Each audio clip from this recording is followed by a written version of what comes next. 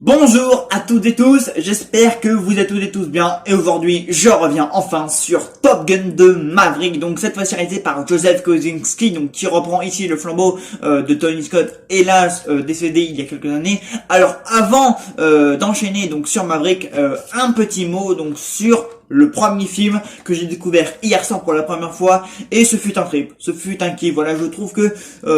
Tony Scott il a réussi à faire le parfait mélange entre le film presque blockbuster, voilà, le film à grand spectacle, toutes les scènes de haute voltige où Tom Cruise et ses compères pilotes, voilà, ils sont dans les airs, voilà, je trouve ces scènes-là d'une efficacité redoutable. Voilà, je trouve que même 35 ans, 40 ans même après, ça fonctionne toujours aussi bien et ça fait vraiment triper. La caméra elle est vraiment embarquée dans les avions avec les pilotes et voilà, Tom Cruise en pilote d'avion, franchement ça le fait. Et du coup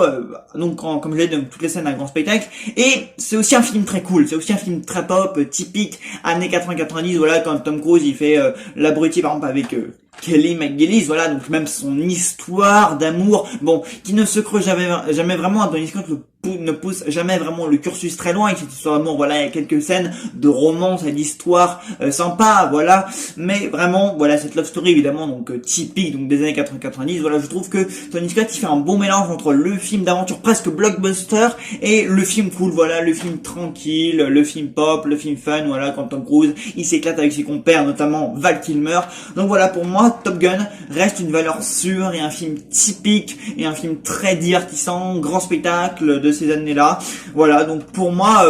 pour celles et ceux qui ne l'auraient encore pas vu, hein, comme c'était le cas avec moi, pas plus tard qu'il y a 1 ou 2 jours, et ben je recommande chaudement. Et donc Maverick. Alors Maverick, je trouve que Joseph Kosinski, il a parfaitement repris justement donc cette ambiance qu'avait instauré justement Tony Scott. Et puis Tom Cruise, voilà, Tom Cruise, on a l'impression vraiment qu'il retourne dans une famille qu'il avait juste quittée depuis 30 ans. Voilà, pour moi, je trouve que Tom Cruise, il a toujours autant la classe, enfin, il a même encore plus de classe. Il a juste le charisme et l'âge en plus, mais vraiment, je trouve qu'il reprend le rôle de Pete Mitchell, Maverick, donc avec une classe, comme si en fait c'était un rôle qu'il n'avait jamais quitté. Voilà, vraiment,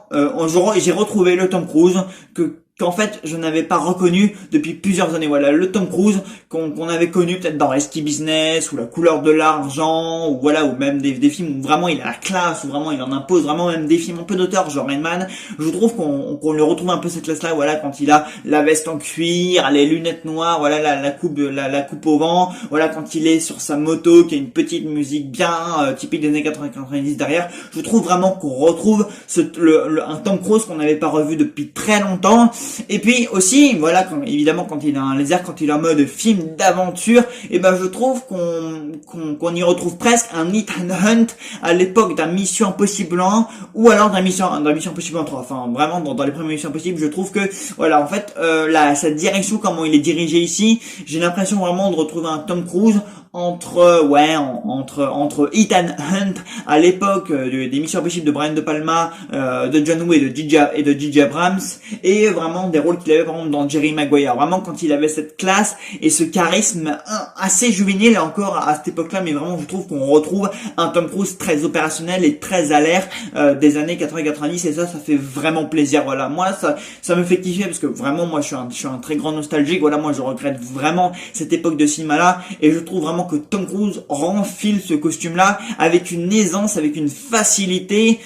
vraiment surprenante. Et je trouve encore une fois que Joseph Kosinski, encore une fois qui avait déjà bossé avec Tom Cruise même sur Oblivion, donc un très bon film d'action, et ben je trouve vraiment que voilà, Tom Cruise il retrouve un ami qu'il avait quitté depuis des années avec une grande facilité. Voilà, il est avec un réalisateur qu'il connaît, avec un scénariste qu'il connaît. Voilà, il y a Christopher McQuarrie au scénario. Christopher McQuarrie, donc il a dirigé justement sur les 2 dernières Missions Impossibles et bientôt juste sur Day Trick Knocking. Donc pour moi je trouve que vraiment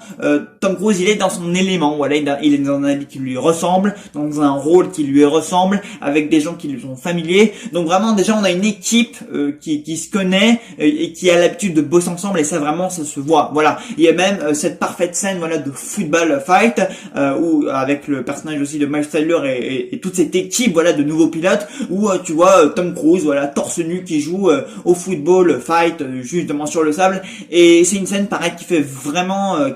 plaisir à voir, parce qu'encore une fois, tu vois Tom Cruise en fait retrouver une certaine jeunesse, voilà. Et moi en fait je vois cette scène là et puis je me suis dit waouh quoi, ça c'était vraiment la grande époque de Tom Cruise, voilà, avec les lunettes noires, torse nu, bien musclé. Enfin c'est vrai que bon, Tom Cruise a quand même 60 ans, je le rappelle, mais bon, vu qu'il ne vieillit pas en fait, ça passe vraiment inaperçu, voilà. T'as vraiment l'impression qu'il retrouve vraiment un rôle comme ça, comme au bon vieux temps, voilà. Et ça en fait c'est ça qui m'a vraiment fait plaisir dans ce Top Gun Maverick, de retrouver un Tom Cruise comme au bon vieux temps, parce que évidemment Tom Cruise est une superstar, voilà, c'est une légende hollywoodienne, et voilà, t'as vraiment l'impression qu'il est dans un élément qu'il connaît, qu'il aime, alors que de base Top Gun Maverick c'est un film qu'il ne voulait pas faire, qu'il a longtemps hésité à faire, et t'as l'impression qu'en fait ça lui fait vraiment plaisir, qu'il aime vraiment ce qu'il tourne, et qu'il est vraiment avec des gens de confiance, voilà, qu'il est maître de son film, voilà, parce qu'il est quand même producteur, acteur, et voilà, donc quand même il a quand même, je pense, eu pas mal de son mot à dire sur ce film là. Donc déjà rien que sur le scénario, sur l'ambiance et la façon dont on retrouve Tom Cruise, moi ça me fait hyper plaisir.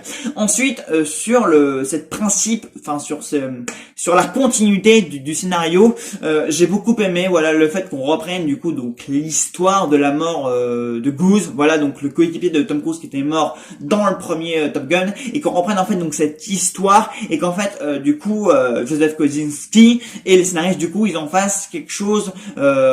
comme une sorte d'héritage qui plane tout du long, parce que du coup ici on y retrouve donc j'ai oublié son nom, enfin le personnage joué par Miles Tyler en fait, qui est en fait le fils du coup du coéquipier de Tom Cruise, donc du premier Top Gun. Et en fait du coup les deux, voilà, vont avoir beaucoup de mal à s'entendre évidemment, parce que Tom Cruise est, enfin Maverick est toujours en grande culpabilité pour beaucoup de remords, et évidemment son fils lui en veut toujours beaucoup, et les deux vont avoir beaucoup de mal à trouver un terrain d'entente. Et en fait j'ai vraiment adoré, parce que du coup on est vraiment dans on est totalement dans la continuité et dans l'héritage en fait du premier Top Gun, et en plus du coup de retrouver l'ambiance instaurée par Tony Scott dans le premier film, on retrouve déjà une thématique et un sujet qui était déjà présent en fait dans le premier film. Voilà, on a évidemment beaucoup d'images, de photos d'archives du coup du premier Top Gun, donc il y a vraiment cette nostalgie qui continue. On est vraiment dans la continuité, on est vraiment dans la pleine continuité quoi. C'est pas une suite indépendante, et ça j'ai vraiment adoré. Évidemment, on va beaucoup reparler de cette relation qu'il y avait entre Goose et Pete Mitchell, voilà, à travers son fils. Voilà, on va vraiment continuer donc ce bout d'intrigue là. On va aussi continuer évidemment avec le personnage de Val Kilmer qu'on retrouve ici, voilà, dans une scène extrêmement émouvante, voilà. Donc Val Kilmer qui jouait déjà un coéquipier, voilà, de Tom Cruise dans le premier Top Gun, et moi je l'ai vraiment retrouvé avec beaucoup de plaisir, voilà. Val Kilmer qui, je pense, ne fera plus vraiment d'autres rôles. Je trouve que Joseph Kosinski il a vraiment su saisir toute l'ampleur des retrouvailles entre Tom Cruise et Val Kilmer dans ce film-là. Voilà, il apparaît que dans une seule scène, et c'est pour dire tout simplement à Pete Mitchell, voilà, de retourner vraiment sur le terrain et vraiment reformer donc tous ces pilotes, et vraiment y aller quoi, lâcher prise, ça y est. Et voilà, donc en plus vraiment de nous remettre Val Kilmer, le personnage sert vraiment à quelque chose. Ça fait vraiment plaisir de retrouver Val Kilmer, même si du coup avec ses problèmes de santé qu'on intègre au scénario évidemment, ça fait plaisir. Voilà, on retrouve un monstre du cinéma, et on lui dit probablement adieu, mais on lui dit adieu en fait, mais c'est la boucle est bouclée quoi. Il apparaissait, Val Kilmer commençait en grande partie dans Top Gun, et il va peut-être finir sa carrière, l'achever dans ce volume 2 réalisé par Joseph Kosinski, qui a su vraiment capter l'émotion et l'intensité donc de ce moment, de s'y retrouver entre les deux. Voilà, moi ça m'avait vraiment fait quelque chose quand j'ai pris conscience qu'on allait vraiment retrouver Val Kilmer, quand je me suis dit waouh quoi, ça y est, on retrouve le personnage, on retrouve l'acteur, ça nous fait vraiment plaisir. En plus ça va, il a quand même assez bonne mine, on l'entend formuler quelques mots, voilà, même malgré ses problèmes de santé, donc ça fait vraiment plaisir. Voilà, Joseph Kosinski, il a vraiment réussi à respecter, à honorer la mémoire de Tony Scott avec l'ambiance, avec Tom Cruise, comment il le dirige, même dès le générique, on reprend vraiment cette ambiance typique Top Gun. Voilà, on reprend tout. Voilà, Kosinski, il a vraiment tout restauré, il a vraiment compris ce qu'était Top Gun, l'ambiance de ce film-là, et il est vraiment dans la continuité, dans l'héritage de Tony Scott, et ça fait vraiment plaisir.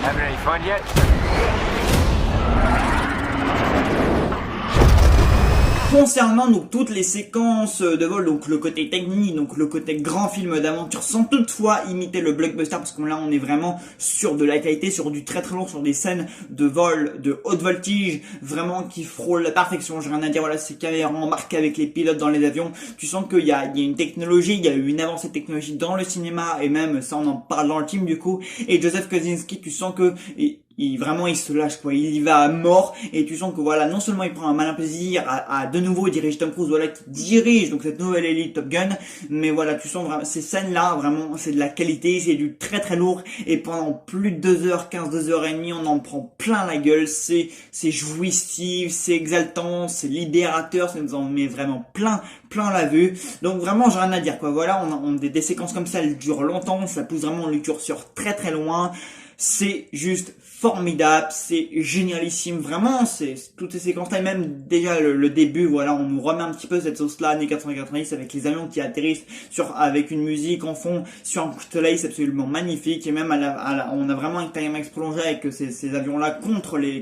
un camp ennemi, c'est absolument génial, voilà, vraiment, Joseph Kosinski, il a vraiment poussé le curseur de ces séquences-là très très loin, ils s'en est vraiment saisis, voilà, mais pas pour imiter, voilà, tous ces blockbusters sans âme qu'on a l'habitude de voir depuis tant d'années, mais vraiment là il fait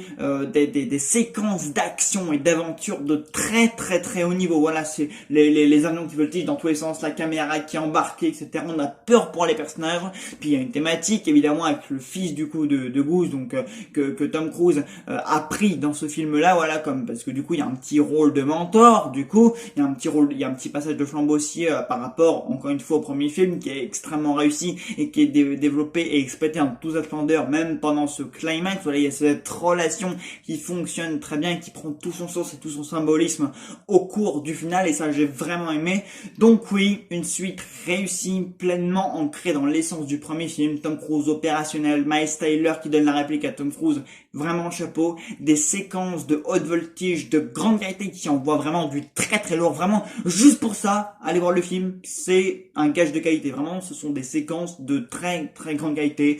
et voilà, vraiment c'était, voilà, donc ça, Val Kilmer, Tom Cruise qui a la classe et qui a toujours autant de charisme, donc qui porte le film sur ses épaules avec 30-40 ans dans la gueule, mais ça ne se voit pas parce qu'il ne vieillit pas. Le retour de la légende de Val Kilmer, comme ça j'en ai déjà parlé, mais vraiment c'est très important parce que Kosinski il s'en est vraiment saisi pour faire une scène émouvante et très touchante et boucler la boucle, et vraiment honorer du coup la mémoire et de Val Kilmer, donc la grande carrière donc de cet acteur, et aussi donc de Tony Scott chez qui il avait commencé. Donc Top Gun 2 Maverick, vraiment c'est génialissime, voilà, j'en ai pris plein la vue, plein la gueule, donc merci à celles de ceux qui me l'ont recommandé, et puis vraiment allez le voir parce que c'est fantastique, c'est fabuleux. Bon, peut-être une petite note sur le fait que Kelly McGillis ne revient pas dans cette étude, voilà, donc c'est Jennifer Connelly qui la remplace. Bon, il y a cette love story qui est un petit peu pareil, archétype donc de toutes les histoires d'amour hollywoodiennes à l'américaine. Bon, ça je pense qu'on pouvait pas y échapper, mais laissez-moi vous dire que Jennifer Connelly ne remplacera jamais